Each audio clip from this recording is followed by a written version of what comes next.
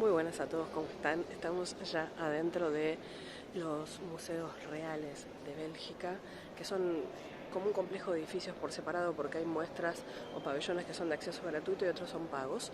En el caso de hoy vamos a ir a uno pago, obviamente, porque yo elegí venir a conocer y a recorrer todo lo que es Old Masters, ya se imaginan, ¿no? Hasta barroco, sobre todo barroco flamenco y viejos maestros flamencos, aunque de todo. Y también el recorrido de fin de siglo, que se llama fin de siglo, que es a partir de 1830, 1850 en adelante, que es para el subsuelo. Sí, tengo la voz un poco complicada, pero bueno, vamos a tratar de recorrer y de compartir lo máximo posible. Va a ser difícil seleccionar horas, quizás este video quedó un poquito largo.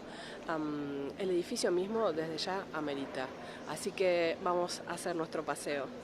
En estos segundos se está empezando una experiencia inmersiva sobre obras de Pieter Bruegel el Viejo.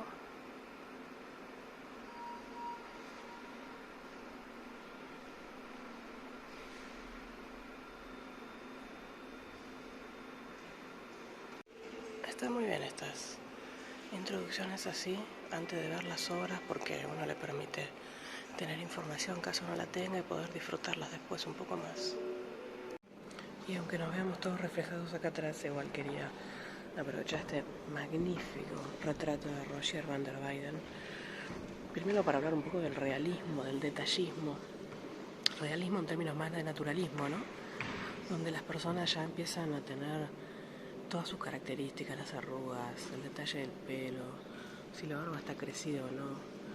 Y esta actitud de oración significa que esta obra, esta pieza estaba en tándem con otra, en donde probablemente estuviera la Virgen o alguien del otro lado. De hecho, cuando uno da la vuelta y ve la tabla desde atrás, aparece una grisalla que acompañaría este pequeño díptico o tríptico cerrado. A lo que vi en el caso anterior, y este por ejemplo también, que es una obra de Van der Weyden, de un pequeño tríptico, está a esta idea tan independiente que tienen los Países Bajos en cuanto a la religión, de que es viable, bueno, orar en la casa de uno, tener un espacio de reflexión y de oración dentro de casa. Por eso son pequeños, porque son además transportables. Este díptico de Dirk Bout, terminado por Van der Goes, es una maravilla de la pintura flamenca. En realidad tiene que ver con... Esto se pintó para la Sala de la Justicia de Lovaina. Tiene que ver con los típicos episodios de crueldad, de engaño y de justicia. La mujer o la emperatriz en realidad quiere seducir al conde y el conde lo rechaza y entonces lo hace decapitar.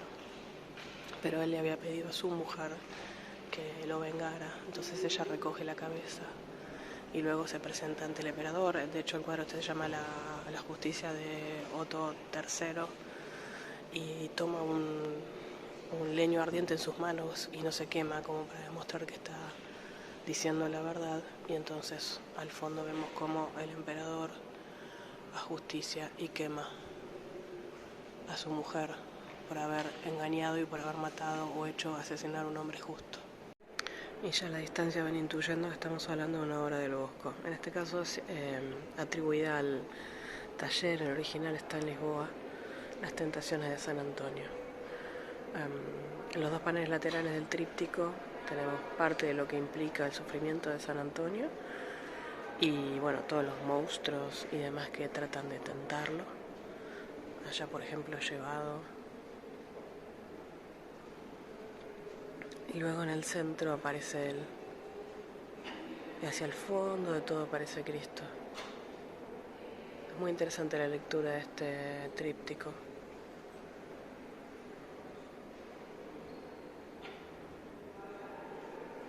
¿Se imaginan todo lo que hay que recortar y seleccionar? Porque uno podría estar hablando casi que de cada una de todas estas piezas de los Old Masters flamencos en este caso. Hay muchos que son anónimos, todavía no identificados, pero el trabajo del óleo es increíble. De hecho, piensen ustedes que incluso, por ejemplo, si vemos retratos, era bastante común que italianos pidieran que los retratara algún artista flamenco, cuando es bastante más raro la inversa en esta época, no estamos hablando del siglo XV más o menos. Y cuando nos pasamos a la escuela más alemana, más nórdica, de los Cranach, de este es Cranach 2, uno lo nota rápidamente en la composición de los cuerpos. Ahora es maravilloso el trabajo con las veladuras, ¿no? La transparencia del velo.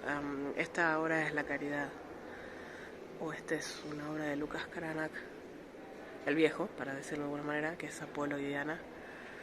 Maravilloso. Estos magníficos paneles de Cranach, el viejo, de Adán y Eva. Maravillosos. Uno empieza a pensar en Durero, ¿no? Bueno, estamos casi en la misma época. Lo que interesa es cómo la escuela del norte, la escuela alemana, siguió su propio camino y mantiene como ciertos rasgos más estilizados, un poco más góticos, cuerpos más reales quizás, similares a los de sus contemporáneos, y no entra tanto en la idealización del renacimiento italiano. Y siempre me tientan los descansos en la huida a Egipto, sobre todo en el arte flamenco, en el arte del norte. Esta obra es de Huss von Cleef, hacia 1495, porque encontramos a la Virgen, al niño, la canasta, el burrito, y ¿dónde está José, no? El rol de José absolutamente, yo no diría ni secundario, terciario un poco más. Si uno hace un esfuerzo enorme detrás del burro, aparece una figura chiquitita, ahí agitando alguna rama quizás para bajar algún fruto, que es José. Bueno, hoy me salen todos fanáticos de los Old Masters y de los Bruegel, me parece. Esta pequeñita boda campesina de Pieter Bruegel II, donde encontramos a la novia ahí atrás, debajo de esa suerte de cortina o tiendita que se le hizo para homenajearla con la corona. Y este censo de Belén tan característico, ¿no? Con la nieve. Ustedes saben que en este momento en el que vivieron los Bruegel, estamos hablando de Bruegel II en este caso, pero es una copia, se vivió como una pequeña edad de hielo, entonces todo lo que pintaban sucedía en el frío. Quienes estuvieron en el Museo Fortabat de Buenos Aires tienen una copia magnífica también, donde vemos ahí a María abrigada, al igual que José, que está llevando a los animales al censo, mezclado con escenas de lo cotidiano típico de la época.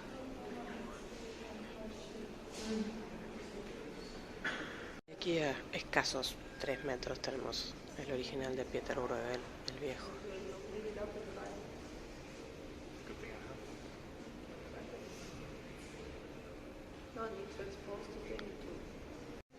Esta obra también de Pieter Bruegel, el viejo, esta escena de invierno con trampa para pájaros, está entre los primeros paisajes invernales no religiosos, ¿no? Es maravilloso, es una obra bastante pequeña, como se estilaba en esa época, cómo se refleja toda la vida cotidiana, pero también esa cosa medio amenazante de los cuervos. Y esa enorme capacidad, algo que Hendrik Aberkamp, del que hablamos en el canal, hará gala también, es de meternos en esa escena de frío. ¿Cómo hago para no tentarme y mostrarles todo? Pero bueno, este Pieter Bruegel el viejo, que es la caída de los ángeles rebeldes, es quizás en sus inicios el más influenciado por el Bosco. De hecho uno puede ver esas figuras deformes, monstruosas, oníricas prácticamente, tal como en el Bosco. Y sí, claro, si venía acá, ¿cómo no les iba a compartir la caída de Ícaro? Pieter Bruegel el viejo se cree, ¿no? Está, no dice atribuida, sino que está entre signos de pregunta. Por supuesto hablamos de este magnífico cuadro en el canal y esa cosa tan manierista que pone Bruegel aquí, ¿no? Esa perspectiva aérea para mostrar todo el paisaje y esa cosa tan especial de encontrar a Ícaro en algún lugar casi perdido en la escena y otros personajes extraños, como esta cabeza que aparece ahí entre el bosque. Magnífico el paisaje y los colores. Una delicia hasta ahora. Los invito a ver el video que tenemos en el canal. Bueno, no los voy a torear hoy de Rubens, pero sí algo de Jan Broel el primero y Hendrik Van Balen, que hacían una tanda muy muy interesante, como por ejemplo esta obra. No, de Baco y Ariadna.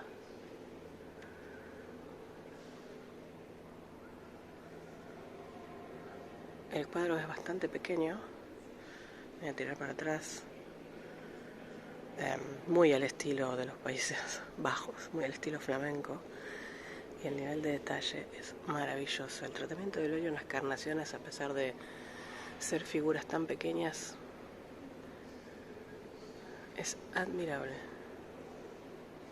Y estos maravillosos cuadros de gabinetes, ¿no? En este caso es de David Teniers II, el archiduco Leopoldo Guillermo en su galería de pintura italiana.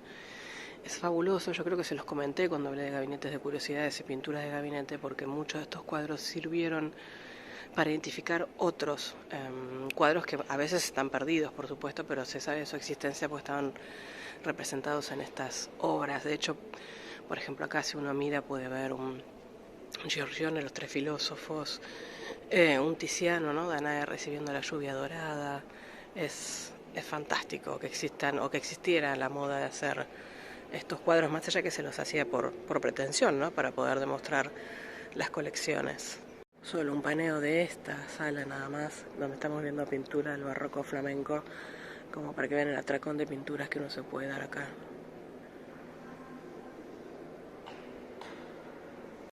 Vamos con un poco de unidad en la diversidad. Esta maravillosa obra de Quentin Massais, de Le Banquier de Safem, que hay, bueno, obras muy parecidas de él en este estilo. Y por supuesto todo lo que ven ahí tiene un sentido. De lo que más me gusta siempre esta cosa medio oculta, ¿no? Las dos personas ahí al fondo, hablando, negociando tal vez. O el detalle del espejo que nos muestra la ciudad afuera. Y quién está ahí quizás comprando. Esta sala es magnífica, estamos en el barroco flamenco de los Países Bajos sobre todo, para ver estos paisajes cómo se van desarrollando. Estas son obras de Ruiz Dael. El trabajo con la luz es impactante. Y estos son marinas y paisajes también de Van Goyen. Esos horizontes tan bajos que permiten trabajar el cielo. Esta sala es una delicia. Horacio Turner, cuando viajó a esta zona, quedó enamorado de los paisajes y de las marinas, que serán una gran fuente de inspiración para él. Estas olas, esta tormenta, este trabajo con la luz, sin duda lo tiene que haber impactado. Bueno, nos movimos un par de siglos y llegamos a un momento neoclasicista, entre los cuales hay algunas obras magníficas, como esta Muerte de Marat de Jacques-Louis David.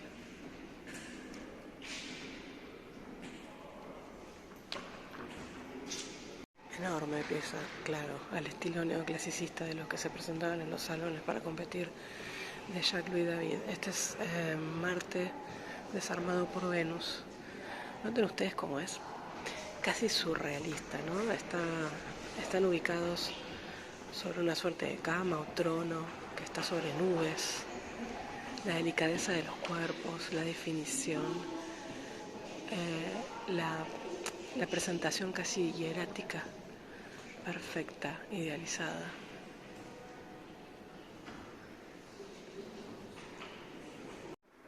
Terminada la parte de Old Master hasta barroco, vamos ahora a la parte de los museos de fin de siglo. En esencia lo que tenemos aquí es el desarrollo de las corrientes como el realismo, entre otras, donde se empieza a exponer la vida del campesinado, la pobreza, la miseria. En este caso, por ejemplo, son obras de Charles de Groux, que estuvo activo hace mediados del siglo XIX.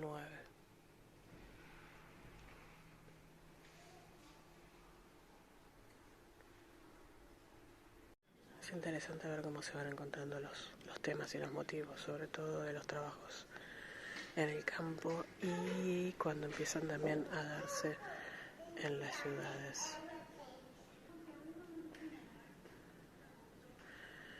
Pensemos que igual en este momento la corriente realista empieza a desarrollarse también junto con lo que eran los paisajistas y lo que luego será el impresionismo.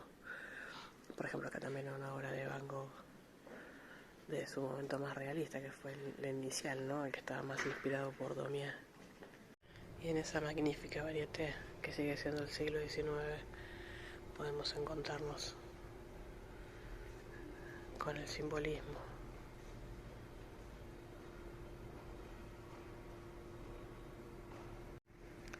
O con esta obra de Burne Jones, pre-rafaelita. Lamentablemente el tipo de luz hace que se vea bastante complejo, pero al menos podemos compartirla.